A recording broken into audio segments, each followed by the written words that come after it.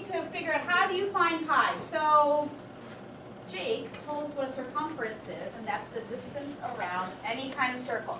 It could be this large, it could be this small, it could be the penny, it could be the clock, it could be, what else is the globe, The moon. the target, okay, and the moon, Moon. especially, well, the moon, That's we're going to get to that. Moon. The diameter, who knows what a diameter is of any circle? Diameter, it's a part of a circle. It says it right there. David? A line segment with both endpoints Right, on the circle. right. So if you were to draw a diameter, I want someone to come up here and draw a diameter on the circle. Come on.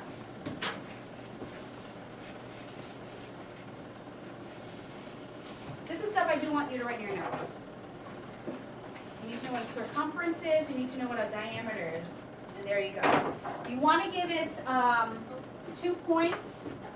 So we're going to call this A right here, and we're going to call this B, and we're going to call this center C.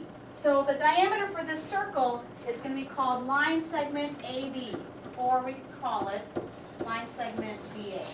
Doesn't matter. Is everyone clear on what a diameter is? Yeah. Okay, so now we need to get to another part of the circle, and that's a radius. Will someone tell me what a radius is? Hannah? A line segment from the center of the circle to any point on the circle. Okay, so Hannah, would you like to come up here and draw a radius? Now I just gave it 2 points, I just named it AB, it could be, the points can be any letters. So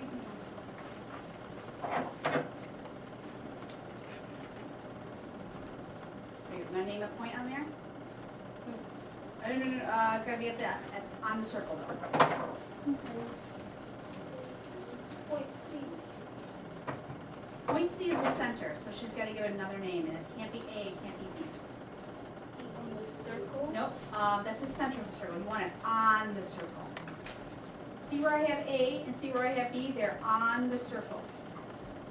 Right here. Or wherever you have the line, where that line meets and the circle meets. And where I have, see how this is on the circle, see how point A is on, point B is on the circle, so you want to draw it from there. And you can give it any point letter. Okay, H, okay. So I know we haven't done geometry yet. This is a symbol, another math symbol for line segment. I know I'm kind of jumping the gun here, but I have to in order to talk about the circle. So how would you name this radius? Think about what we have for diameter. How would you name the radius? Ellie? Would it start with C8? Mm-hmm. Yep. And then you would also still use this symbol. So why don't you come up here and write that down for us? What else could you call that radius? Let's give it another name. Take a look at your diameter. She's calling the radius CH, line segment CH. What would you name it, Leo? HC. Yep, so why don't you put that there, Leo?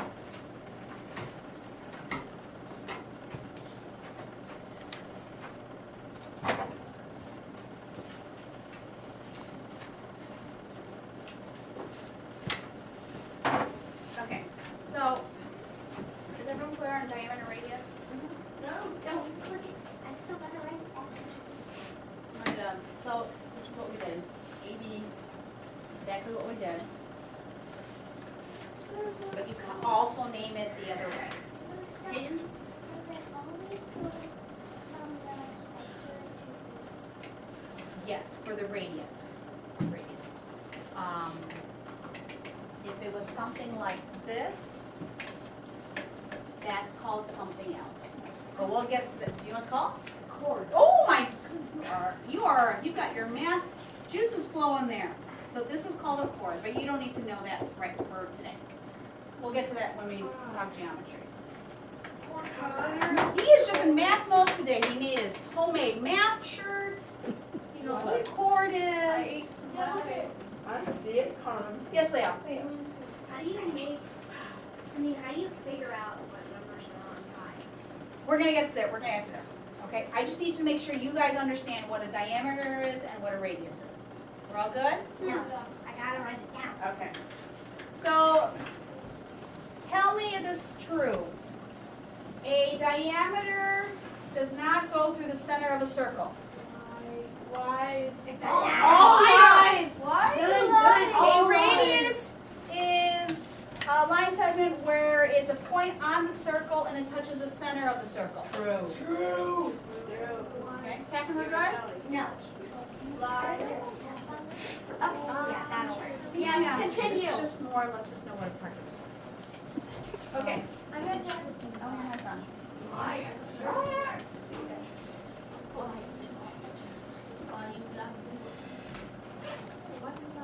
Hey, we should have a leprechaun eating a pie.